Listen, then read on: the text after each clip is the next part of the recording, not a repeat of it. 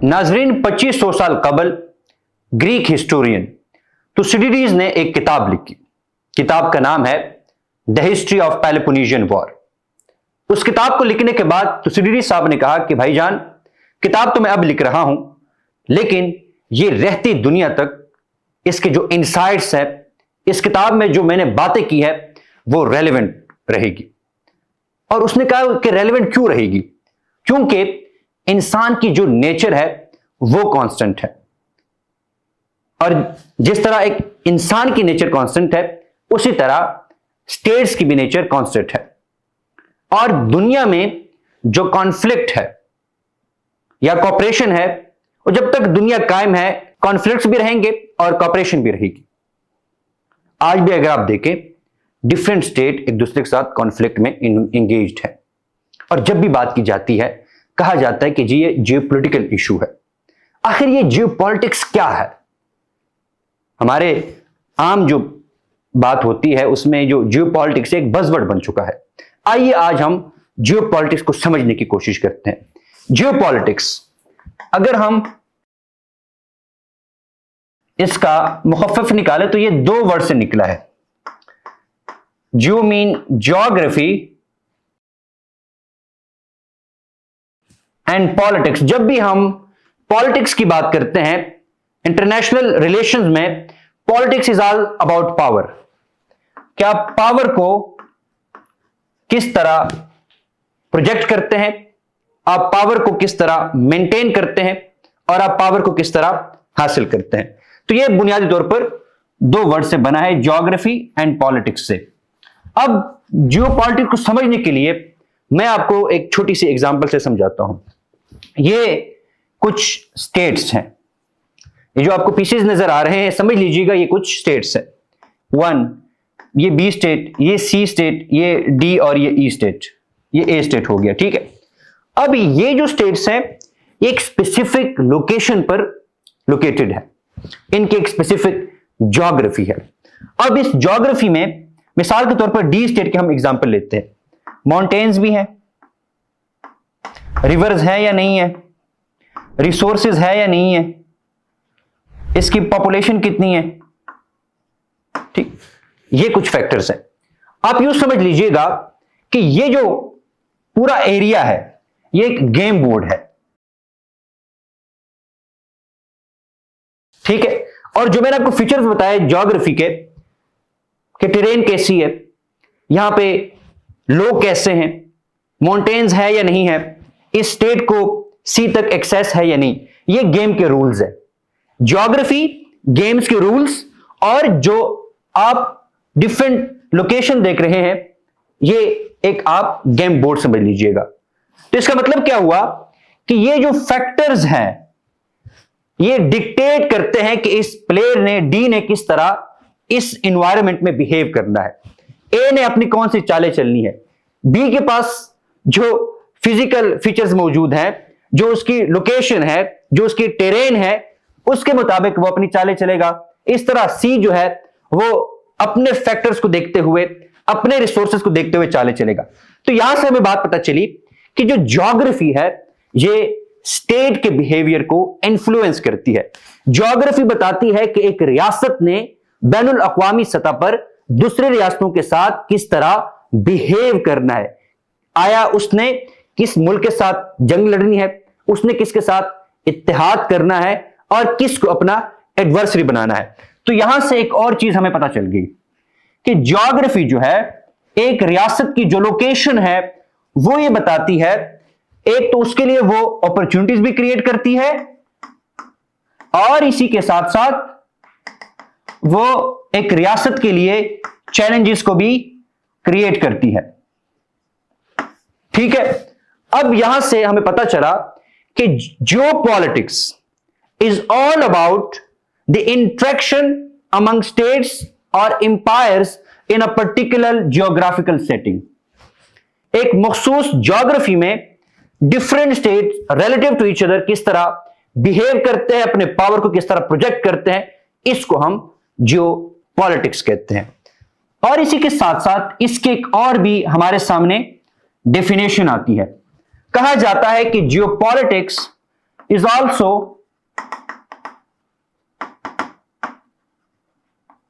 about perspective। ये बड़ा अहम है, इसको समझना।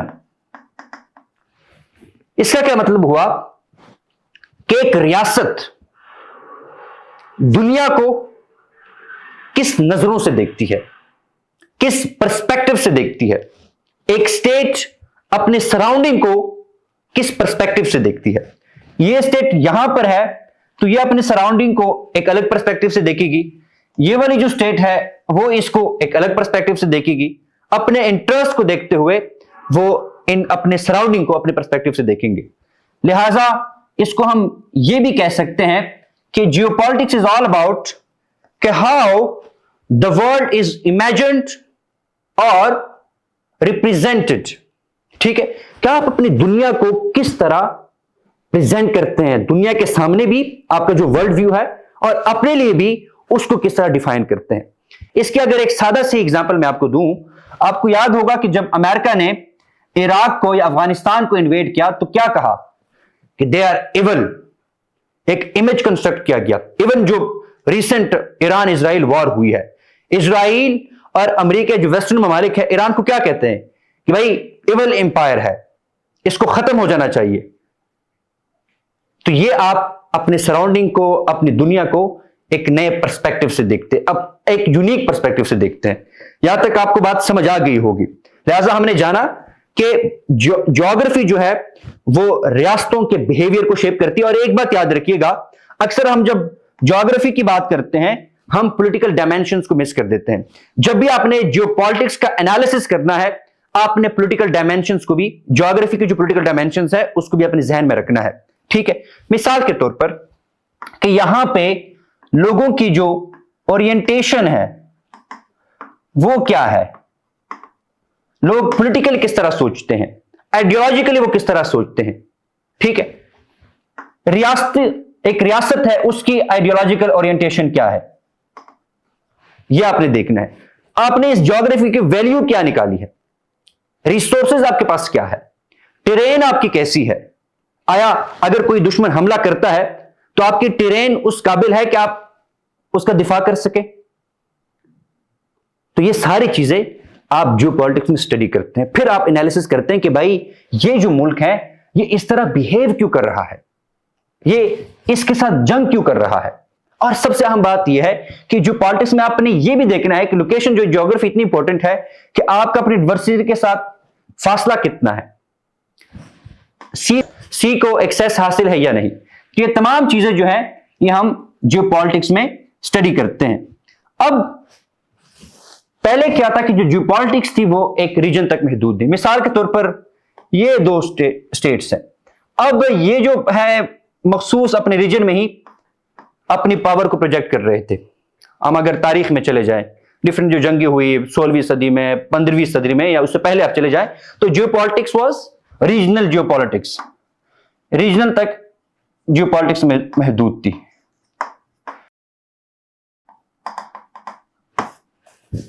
लेकिन 18वीं सदी के बाद जियोपॉलिटिक्स है वो एक्सपैंड हो जाती है। उसकी बुनियादी वजह क्या है? एक तो जो ट्रायलॉजी ऑफ वॉर जिसको हम कहते हैं, वॉर ऑफ ऑस्ट्रिया सेसेशन हो जाती है, इसी तरह जो 7 ईयर्स वॉर होती है, वॉर ऑफ अमेरिकन इंडिपेंडेंस हो जाती, और इसके बाद जो यूरोपियन पार्स थे उनके दरमियान जो जंगी थी वो एक्सपैंड हो गई थी, दीगर कॉन्टिनेंट तक वो एक्सपैंड हो गई थी। लिहाजा जो जियोपॉलिटिक्स थी वो सिर्फ रीजन तक महदूद नहीं रह गई थी, बल्कि पूरा ग्लोब जो है वो जियोपॉलिटिकल चेस बोर्ड में आ गया था। अब जियोपॉलिटिक्स पूरे ग्लोब तक किस तरह महदूद है? अब जो जियोपॉलिटिक्स है पूरे ग्लोब में हो रही है, और ये पूरी दुनिया एक चेस बोर्ड है। आप इसको चेस बोर्ड कह लीजिएगा या इसको गेम बोर्ड कह लीजिएगा। और ये जितने भी ममालिक हैं, जो आपको पीसेस नजर आ रहे हैं, इसको आप समझ लीजिएगा ये डिफरेंट स्टेट्स है। अब ये पूरे ग्लोबल चेस बोर्ड पे ये अपने पत्ते खेलते हैं, ये अपनी मूवमेंट करते हैं, और पूरे ग्लोबल चेस बोर्ड पे इन्होंने अपने इंटरेस्ट को सिक्योर करना होता है। लिहाजा ये आपको समझ आ गई होगी कि जियोपॉलिटिक्स क्या है। लेकिन जब हम जियोपॉलिटिक्स के कंसेप्ट को देखते हैं तो इसका जो कंसेप्ट हमारे सामने आता है वो 19वीं सदी के आखिर में आता है, और वो भी जर्मन कुछ थिंकर्स है उन्होंने दिया। सबसे पहले जो थिंकर हमारे सामने आता है वो है रेड्जल, फ्रेडरिक रेड्जल इसका नाम है। ये जर्मन था। इसने कहा कि भाई जो रियासत है वो नॉन ऑर्गेनिक एंटिटी नहीं है, वो एक ऑर्गेनिक बीइंग है। और ऑर्गेनिक बीइंग का क्या मतलब है कि जिस तरह एक जानदार ग्रो करता है, इसी तरह एक रियासत भी ग्रो करती है। एक बच्चा है, जब वो बड़ा होता है तो उसके लिए स्पेस भी ज्यादा चाहिए होती है। इसी तरह रियासत जब ग्रो करेगी तो उसको भी स्पेस की जरूरत होगी। इसने कहा कि चूंकि रियासत एक लिविंग बीइंग है, इसलिए रियासत को एक्सपैंड करना है। और एक्सपैंड होने के लिए उसको क्या चाहिए? उसको ज्यादा टेरिटरी चाहिए। और इसने कहा कि जो स्ट्रॉन्गर स्टेट्स हैं उनको चाहिए कि वो वीकर स्टेट्स पे कब्जा करें। इसने ये क्यों कहा? इसके पीछे भी कॉन्टेक्स्ट था। और याद रखिएगा कि जितने भी ये अर्लियर थिंकर्स थे, इन्होंने जियोपॉलिटिक्स को सिर्फ पावर के लेंस से देखा और अपने कंट्रीज की फॉरेन पॉलिसी को जस्टिफाई करने के लिए इस तरह के आइडियाज दिए। रेड्जल ने आइडिया क्यों दिया? आप जानते हैं कि उस वक्त इंपीरियल एक्सपेंशन हो रही थी और इसके साथ साथ जर्मनी चूंकि ज्योग्राफिकली रिस्ट्रिक्टेड था, इसलिए रेड्जल ने जर्मनी की फॉरेन पॉलिसी को जस्टिफाई करने के लिए कहा कि भाई आप एक्सपैंड करना है। अगर आपने सर्वाइव करना है, अगर आपने सिविलाइज्ड नेशन रहना है तो आपको एक्सपैंड करना पड़ेगा, ज्योग्राफिकली आप एक्सपैंड करें। इसलिए रेड्जल ने यह जियोपॉलिटिक्स का आइडिया दिया। इसी आइडिया को लेकर एक और जर्मन थिंकर आते हैं जिसका नाम है कार्ल हाउसहोफर। इसने रेड्जल के आइडिया पे काम किया। इसने कहा कि भाई साहब, रेड्जल जो कह रहा है बिल्कुल ठीक कह रहा है, आप एक्सपैंड करें और ज्यादा से ज्यादा टेरिटरी अपने कब्जे में लें। अगर आपने सर्वाइव करना है तो आपको एक्सपैंड करना पड़ेगा। और इसने लेबेनज़राम का कंसेप्ट दिया। लेबेनज़राम कहते हैं लिविंग स्पेस को, कि रियासतों को ज्यादा जगह चाहिए, ज्यादा स्पेस चाहिए ताकि वो बैनुल अक़वामी सतह पर कंपीट कर सके। लिहाजा ये इन्होंने कॉन्सेप्ट दिया। अब यहां पे जनाब आली डिबेट शुरू होगी कि ठीक है रेड्जल साहब और हाउसहोफर साहब, आप तो कह रहे हैं कि आप रियासतों को एक्सपैंड करें, ज्यादा से ज्यादा टेरिटरी ग्रैब करें, लेकिन ये तो बताए कि टेरिटरी कौन सी ग्रैब करें? लैंड के ऊपर हम कब्जा करें या फिर सी के ऊपर अपना तसल्लुत कायम करें? इस हवाले से मुख्तलिफ थिंकर सामने आए। जो सबसे पहला थिंकर हमारे सामने आया उसका नाम है महान, अल्फ्रेड थायर महान। महान साहब यूएस नेवी के ऑफिसर थे और हिस्टोरियन भी थे। महान साहब की बदौलत यूएस ने नेवल सुप्रीमेसी हासिल की। इवन ब्रिटिश ने भी महान के आइडियाज के ऊपर काम किया और आज जो चाइना काम कर रहा है, महान के आइडियाज को सामने रखते हुए चाइना भी काम कर रहा है। महान साहब ने कहा कि भाई साहब, आपको क्या करना है कि जो इंपॉर्टेंट सी रूट्स हैं आपने उन पे कंट्रोल हासिल करना है। अगर आपने समुद्र पे कंट्रोल हासिल कर लिया तो आप दुनिया के ऊपर रूल कर सकेंगे। इसलिए इसकी बड़ी एक फेमस कोटेशन है कि those who rule waves rule the world. यानी जो समंदर के ऊपर जिसकी हुक्मरानी होगी, पूरी दुनिया के ऊपर इसकी हुक्मरानी होगी। महान साहब ने कहा कि जो इंपॉर्टेंट ट्रेड रूट्स हैं उनके ऊपर आप कब्जा करें, जो इंपॉर्टेंट चोक पॉइंट्स हैं उनके ऊपर आप इंफ्लुएंस बढ़ाएं। अगर आपने इन जगहों पर अपना इंफ्लुएंस बढ़ा लिया तो आप पूरी दुनिया को अपने तसल्लुत में ले सकेंगे, जो आप चाहेंगे फिर आप डिक्टेट करवा सकेंगे। अब इसकी मैं एक सिग्निफिकेंस आपको बताता हूं। ये एक मलाका स्ट्रीट है, ठीक है, इसको हम कहते हैं मलाका स्ट्रीट। ये बहुत एक नैरो कॉरिडोर है। चाइना का जो ज्यादातर तिजारत है वो इस रोड से होती है, इस रूट से होती है, ठीक है। ये मलेशिया और सिंगापुर के बिल्कुल साथ है। अब चाइना को यह डर है कि भाई साहब, अगर ये रूट बंद हो जाता है फिर तो मेरी मईशत बैठ जाएगी। मैं तो जिस तरह इकोनॉमिकली अपने आप को एक्सपैंड कर रहा हूं, ग्रो कर रहा हूं वो तो रुक जाएगा। और इसके साथ साथ ये जो एरिया है पैसिफिक का, जहां पे साउथ चाइना सी और ईस्ट चाइना सी है, यहां पे अमेरिका की नेवल प्रेजेंस भी है। 7th फ्लीट है, 5th फ्लीट है, सारे। अगर आप फिर इंडियन ओशन में आ जाते हैं, पैसिफिक में चले जाते हैं। चाइना ये सोच रहा है कि अगर अमेरिका ने छोटी सी स्ट्रीट बंद कर दी, फिर मेरी मईशत का बेड़ा गर्क हो जाएगा। अब इसको हम सियासत की जुबान में कहते हैं मलाका डायलेमा, कि चाइना को मलाका डायलेमा है। और चाइना इसके लिए क्या कर रहा है कि अल्टरनेटिव रूट्स ढूंढ रहा है। सीपैक क्या है?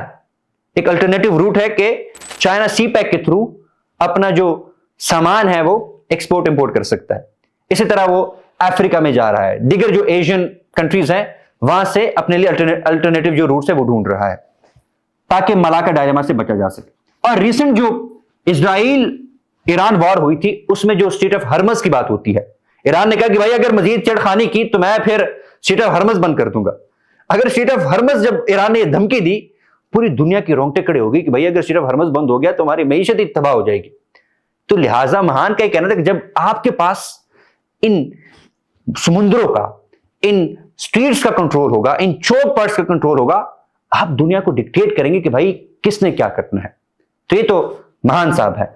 लेकिन एक और जियोपॉलिटिकल थ्योरिस्ट आते हैं जिसको हम मैकेंडर कहते हैं, और ये बहुत मशहूर नाम है।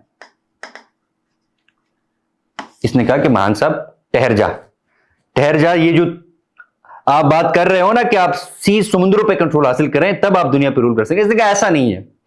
मैकेंडर साहब ने कहा कि भाई अगर आपने दुनिया पे रूल करना है ना तो आपको हार्टलैंड के ऊपर कब्जा करना होगा।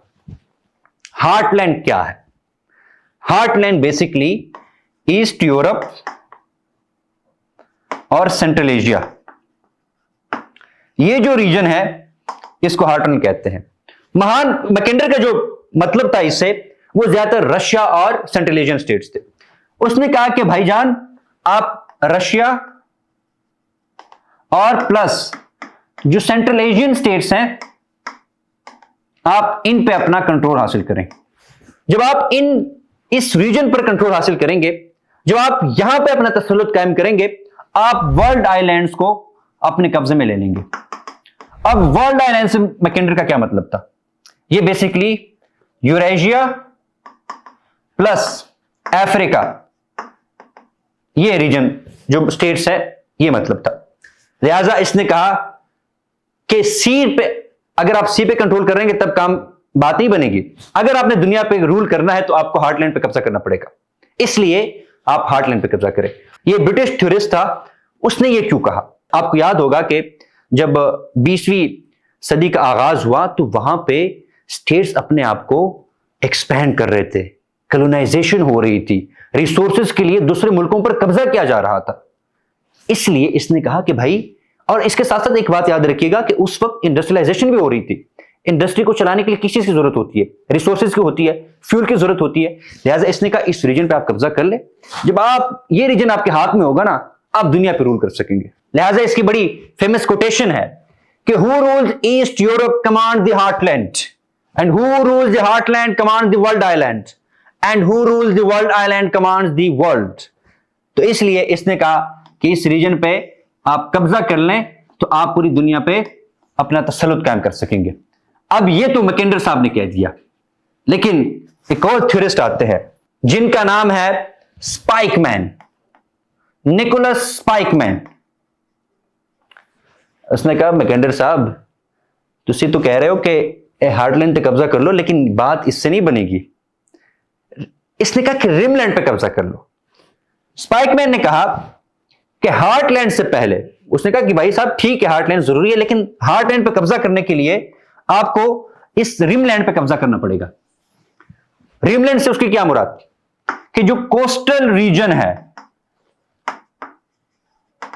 अगर आप इस पे कब्जा करते हैं तो आप हार्टलैंड पे कब्जा कर लेंगे। अगर आप हार्टलैंड पे कब्जा करते हैं, आप दुनिया पे कब्जा कर लेंगे। लिहाजा अगर हम कोस्टल रीजन्स की बात करें तो ये रिमलैंड का जो कॉन्सेप्ट है, इसमें बेसिकली एशिया की बात हो रही थी। South Asia, West Asia, East Asia, Pakistan भी आ जाता है, बाकी चीन वगैरह। तो उसने कहा ये जो कोस्टल रीजन्स हैं आप इन पे अपना कंट्रोल बढ़ाएं। जब आप इनके ऊपर अपना कंट्रोल बढ़ाएंगे तो आप हार्टलैंड के ऊपर कंट्रोल कर सकेंगे। जब आप हार्टलैंड को कंट्रोल करेंगे तब आप पूरी दुनिया के ऊपर अपना कंट्रोल जो है वो कर सकेंगे। आपकी जो हेजेमनी है उसको आप एडवांस कर सकते हैं। इसने कहा कि who control the rimland rule Eurasia, who rules Eurasia control the destinies of the world. तो ये इसने कंसेप्ट दिया। स्पाइकमैन ने तो रिमलैंड की बात की, लेकिन एक और टूरिस्ट आते हैं जिनका नाम है ब्रेजिंस्की। ब्रेजिंस्की साहब ने क्या कहा? ब्रेजिंस्की साहब ने कहा कि मैकेंडर साहब, आपने हार्टलैंड की बात की है, मैं आपसे 110% एग्री होता हूं कि भाई आप हार्टलैंड पे कब्जा करें, ये जो रीजन है आप इस पे कब्जा करें। लेकिन इसने कहा कि ये कब्जा के लिए आपको यहां पे डायरेक्ट नहीं आना चाहिए। इसने एक किताब शाया की, द ग्रैंड चेस बोर्ड।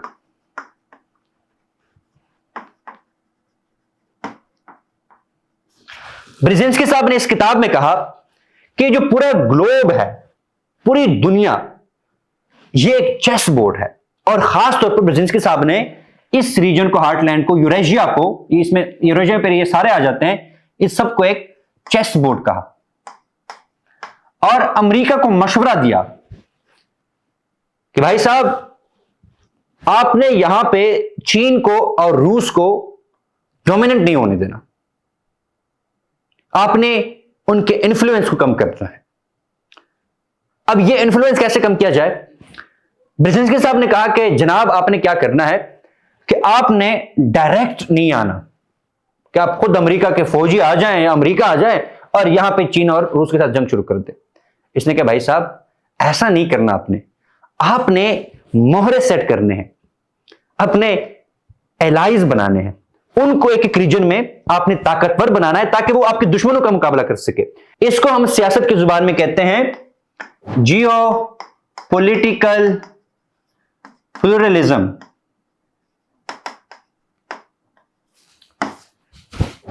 अब ये क्या है? ब्रेजिंस्की ने अमेरिका को मशवरा दिया कि मैं आपको एग्जांपल के साथ समझाता हूं कि ये एक रीजन समझ लीजिए, रीजन ए, ये रीजन बी हो गया और ये रीजन सी हो गया। ब्रेजिंस्की ने कहा कि इस रीजन में अपना एक आप मोहरा बनाएं, इसमें आप एक मोहरे को खड़ा करें और इसमें भी अपना एक एलाई बनाएं। अब ये जो आपके एलाइज हैं, ये आपके एडवर्सरी का मुकाबला करें, इनको आप एम्पावर करें, इनको आप वेपन्स दें, इनको आप पैसा दें।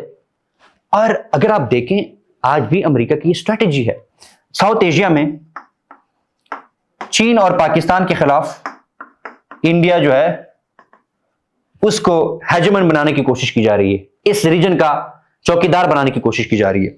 मिडिल ईस्ट में इजराइल की एग्जांपल हमारे सामने है। तो लिहाजा इसने कहा कि, और फिर ईस्ट एशिया में जापान की है, फिलीपींस है, ऑस्ट्रेलिया है। तो इसने कहा कि भाई साहब, आपने डायरेक्ट नहीं लड़ना, ना ही आपने डायरेक्ट यहां पे एंगेज होना है। आपने क्या करना है कि आपने मोहरे सेट करने हैं, वो आपकी जगह खेलेंगे, आपने बस पीछे से उनको सपोर्ट करना है। लिहाजा ब्रेजिंस्की साहब ने कॉन्सेप्ट दिया और उसने कहा कि आप यूरेशिया के ऊपर ज्यादातर फोकस करें।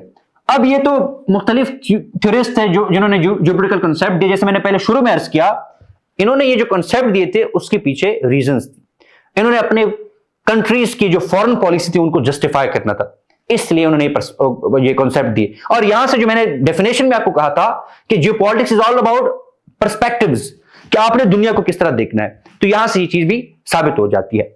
इसके बाद एक और थिंकर आते हैं, लुटविग, एडवर्ड लुटविग। इसने जियो इकोनॉमिक्स का कॉन्सेप्ट दिया। इसने कहा कि भाई मिलिट्री जो पावर है ना, अब ये इसका कोई रोल नहीं है। अगर आपने दुनिया पर गालिब रहना है, अगर आपने अपनी पावर प्रोजेक्शन करनी है, आपने दुनिया को इन्फ्लुएंस करना है, डिफरेंट स्टेट्स को इन्फ्लुएंस में लाना है, तो आपको इकोनॉमी पर फोकस करना होगा। आप अपनी ज्योग्राफी को इकोनॉमिक इंटरेस्ट को प्रमोट करने के लिए यूज करें। और इसने का जो ट्रेड है, सैंक्शंस है, इसको आप यूटिलाइज करें। अमेरिका ने जो मुख्तलिफ ममालिक पर सैंक्शंस लगाए, वो जियो इकोनॉमिक्स की एक मिसाल मिलती है। लेकिन मैं इससे इख्तिलाफ करता हूं। मेरा यह मानना है कि जियो पॉलिटिक्स के बगैर आप दुनिया में कुछ भी नहीं कर सकते। चाहे अगर इकोनॉमी है, जो भी है, उसके लिए जियोपॉलिटिक्स इंतहाई जरूरी है। बहरहाल ये कॉन्सेप्ट मैंने आपसे शेयर करना था। इसके साथ साथ फिर एक और थिंकर आते हैं, डॉलमन। डॉलमन ने कहा कि भाई आप एस्ट्रोपॉलिटिक्स पे फोकस करें।